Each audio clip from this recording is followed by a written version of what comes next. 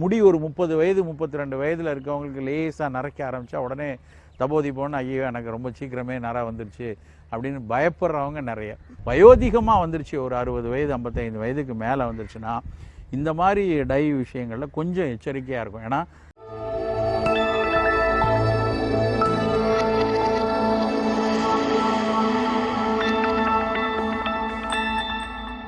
முக்கியமான பிரச்சனை இன்னைக்கு அதிகம் பேசப்படுற பிரச்சனை அப்படி என்னன்னா இளநரை அப்படிங்கிறது.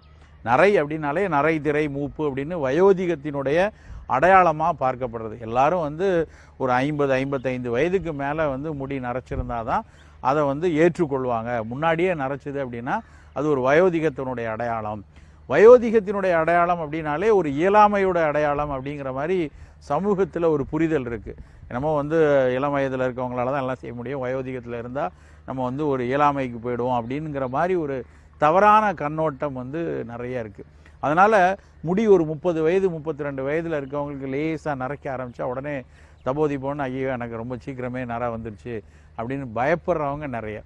இன்னும் சிலருக்கு பார்த்தீங்கன்னா சில சின்ன பசங்களுக்கு 10 வயது பையன் 12 வயது பெண்களுக்கு 1-2 இடங்களில் நரை வந்திருக்கதை பார்ப்பாங்க. அதை உடனே பயந்துட்டு ஐயோ அந்த ஒரு காதுக்கு மேலே ஒரே ஒரு இடத்துல மட்டும் 4 முடி வெள்ளையாக இருக்குது சார், அது வேகமாக அவனுக்கு நரைச்சிருமா அப்படின்னு பயந்துக்கிட்டு வரக்கூடிய மருத்துவர்களை போய் பார்க்கக்கூடிய மக்கள் இன்றைக்கி ரொம்ப அதிகமாக இருப்பாங்க. இந்த நரை ஏன் ஏற்படுது, அதில் இளநரைனா என்ன, இந்த இளநரை வந்தால் ரொம்ப பயப்படணுமா, இல்லை அந்த நரைக்கு சிகிச்சை அளிக்கலைன்னா அது வேக வேகமாக பரவிடுமா, ஒரு வயதுக்கு மேலே நரை வர்றது ஒரு இயல்பான விஷயந்தானா, என்ன செய்யணும் அப்படிங்கிற ஒரு புரிதல் எல்லாருக்குமே இருக்கணும். இன்றைக்கு நிறைய தலைமுடியை அலங்காரம் செய்கிறது நிறையா வந்துருச்சு. முன்னாடிலாம் ஒரு திருமண காலத்தில் கல்யாணத்து அன்னைக்கு தான் போய் ஹேர் மேக்கப்லாம் நிறைய பண்ணுவாங்க. இன்றைக்கு ஒரு பார்ட்டி அப்படின்னா உடனே வெளியே எங்கேயாவது எல்லோரும் ஒரு 10 குடும்பங்கள் செய்கிறதுனா உடனே அதுக்கு தலை அலங்காரத்துக்குன்னு பார்லரில் போய் அதை பண்ணுறேன் இதை பண்ணுறேன்னு பண்ணுறவங்க நிறைய இருக்காங்க. அப்புறம் தன்னுடைய ஆடைக்கு ஏற்றால் போல, தன்னுடைய உடல் அமைப்புக்கு ஏற்றாற் போல தலைமுடியை அலங்காரம் செய்கிறது, சுருட்டி விடுறது, அப்புறம் அதை அயன் பண்ணுறது, அப்புறம் கோடு கோடாக்குறது, இப்படி பல விஷயங்கள் பெண்கள் நிறைய செய்கிறாங்க.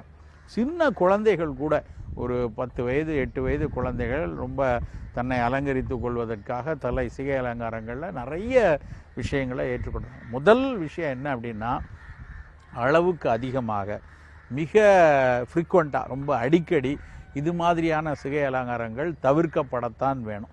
இது எவ்வளவுதான் அது ரொம்ப சேஃப் என்று பேசப்பட்டாலும் கூட ஒரு இயற்கைக்கு மாறான சில வடிவங்களை கொண்டு வர்றது ஏதாவது ஒரு வகையில் அந்த முடிக்கு ஹெல்த்தியாக இருக்காது.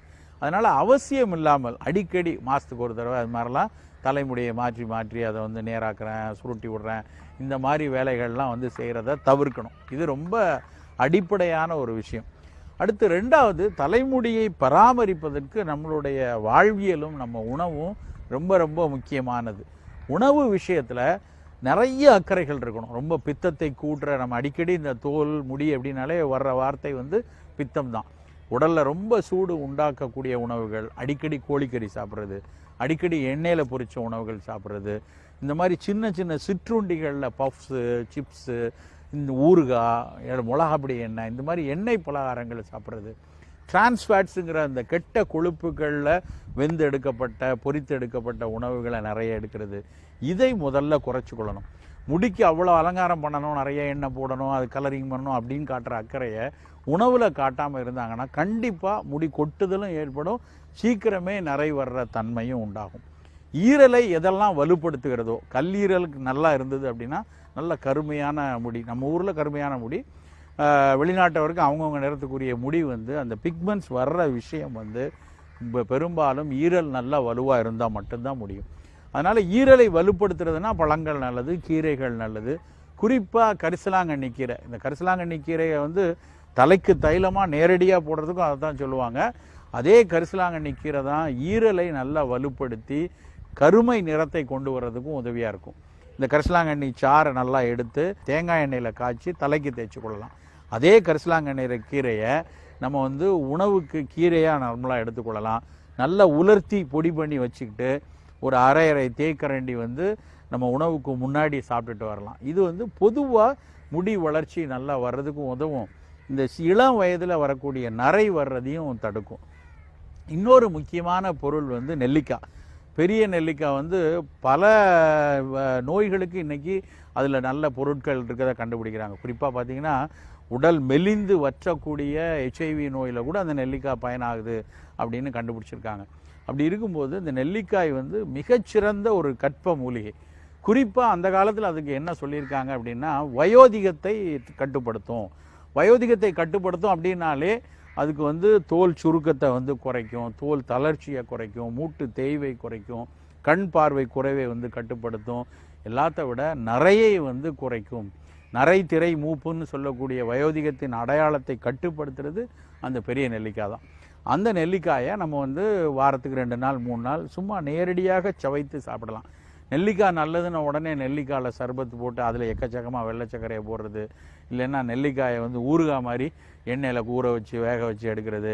நிறைய பேர் இப்போ நெல்லிக்காயை இனிப்பு நெல்லிக்காய்ன்னு தேன் நெல்லிக்காய்ன்னு போய் வாங்குறாங்க. பல நேரங்களில் பார்த்திங்கன்னா அந்த கடைகளில் வாங்குகிற அந்த தேன் நெல்லிக்காயை வேக வைத்து சுகர் சிரப்பில் தான் போட்டு விற்கிறாங்க. அந்த சுகர் சிரப்பு பல கெடுதியை உண்டாக்கக்கூடியது. அதுக்கு பதிலாக நம்ம வீட்டில் நெல்லிக்காய் கட் பண்ணி அந்த நேரத்தில் தேனை தொட்டு சாப்பிட்டா கூட தப்பு இல்லை. நெல்லிக்காய் தேனூரல் அப்படின்னு போட்டு அதில் ஒரு சுகர் சிரப்பில் போய் அதை வச்சு எடுத்து சாப்பிட்றது உண்மையிலேயே நெல்லிக்காயினுடைய பல பலன்களை வந்து குறைத்து விடும். நெல்லிக்காய் பயன்படுற மாதிரி இன்னொரு பொருள் வந்து கருவேப்பிலை. கருவேப்பிலையை வந்து நம்ம பொடி பண்ணி வச்சுக்கிட்டு நல்லா உலர்த்தி பொடி பண்ணி வச்சுட்டு அதை ஒரு 6,000 தேக்கரண்டி எடுத்துக்கலாம். இரும்பு சத்து அதிகமாக உள்ள இன்னொரு பொருள் வந்து எள்ளு துவையல் எடுத்துக்கலாம். எள்ளு வந்து நம்ம உணவுகளில் சட்னியாவோ ஏதாவது ஒரு ஃபார்மில் வந்து எள்ளை வந்து உணவில் எடுத்துக்கொள்ளலாம். இந்த மாதிரி உடலுக்கு நல்லது செய்யக்கூடிய கரிசலாங்கண்ணி, எள்ளு, இந்த மாதிரி விஷயங்களை அப்பப்போ எடுத்துக்கொள்ளணும். பழங்களில் மாதுளப்பழம், பப்பாளி பழம் இதை தொடர்ந்து எடுத்துக்கொள்ளணும். இது எல்லாமே நரை வருவதை, இளநரை வருவதை உணவு சார்ந்து தடுக்கக்கூடிய விஷயம். அப்படி வந்துருச்சு. முதல் விஷயம், ஒரு சின்ன குழந்தையாக இருக்கும்போது ஒரு அங்கங்கே ஒரு இடத்துல இருக்குன்னா அதை பற்றி பதட்டப்பட வேண்டாம். எனக்கு வந்து 4 முடி நரைச்சிருச்சு, 4 முடி இளநரையாக இருக்குது அப்படிங்கிறதுல வந்து ரொம்ப ஆங்ஸைட்டி ஆகிறது வந்து ரொம்ப தவறு. அது வந்து இயல்பாகவே அந்த முடி போனதுக்கப்புறம் புதுசாக வர முடியல நார்மலாக வந்துடும். அதனால் பதட்டம் முதல்ல வேண்டியதில்லை. ஆனால் ஒரு பக்கம் பூரா கொத்து கொத்தாக வந்து நிறம் மாறிட்டு வருதுன்னா நம்ம சரியான மருத்துவம் செய்து கொள்ளணும்.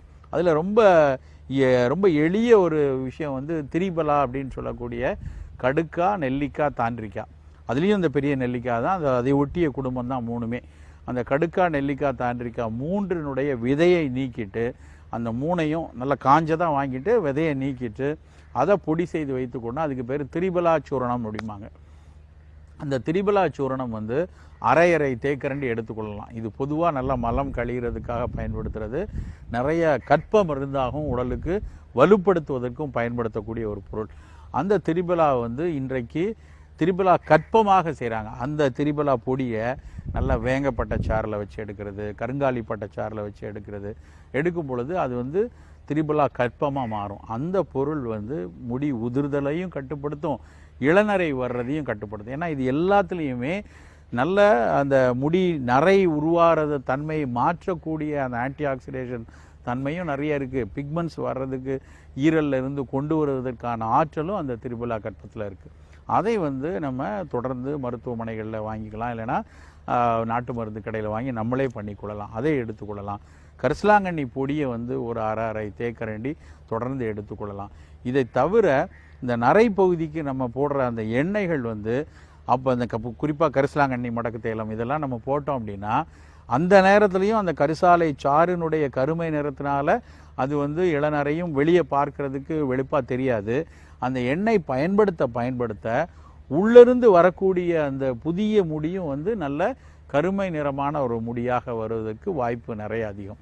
அதனால் ஆரம்பத்திலேயே இதனுடைய முதல் நிலைகள்லேயே நம்ம வந்து அதை கவனமாக வச்சு உணவியலும் வாழ்வியல்லையும் நம்மளுடைய கவனத்தை எடுத்துக்கிட்டோம் அப்படின்னா இந்த இளநரை பெரிய பிரச்சனையாக மாறாது. அதுக்கப்புறம் இன்னொரு முக்கியமான விஷயம், நிறைய நரைச்சிருச்சு, 45 வயது 50 வயது நரைச்சிருச்சு அப்படின்னா அவசியப்பட்டால் நம்ம வந்து முடிந்த வரைக்கும் நம்ம வந்து டை பண்ணுறதை வந்து ரொம்ப அதிகமாக அடிக்கடி பண்ணுறதை வந்து தவிர்க்கலாம்.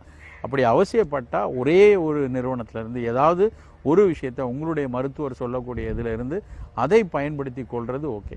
வயோதிகமாக வந்துருச்சு, ஒரு 60 வயது 55 வயதுக்கு மேலே வந்துருச்சுன்னா இந்த மாதிரி டை விஷயங்களில் கொஞ்சம் எச்சரிக்கையாக இருக்கும். ஏன்னா பல மூலிகை டைகளும் வந்து கெமிக்கல் உள்ளது தான். வெளியே வந்து ஹெர்பல் டை அப்படின்னு இருக்கணுன்னே முழுமையாக மூலிகையில் பண்ண டை கிடையாது. அது அந்த நிறமி பொருள் வந்து டையிலிருந்து வரும். ஆனால் அதை நிறுத்துவது, முடியில் நிறுத்துறது வந்து ரசாயனங்கள் தான். அதனால் அடிக்கடி இதை பயன்படுத்துகிறதை நம்ம தவிர்த்து கொள்ளணும். வயோதிகத்துக்கு வந்துட்டோம், 55 வயது 60 வயது வந்துட்டோம்னா நம்மளுடைய எதிர்ப்பாற்றல் குறைவாக இருக்கிற நேரம், வாழ்வியல் நோய்கள் இயல்பாகவே வரக்கூடிய நேரம். அந்த நேரத்தில் நம்ம நிறமையை போட்டு மாற்றணுங்கிறது அவசியமே இல்லை. அந்த நேரத்தில் நிறைய ஏற்றுக்கொள்வது மிகச் சரியான விஷயமா.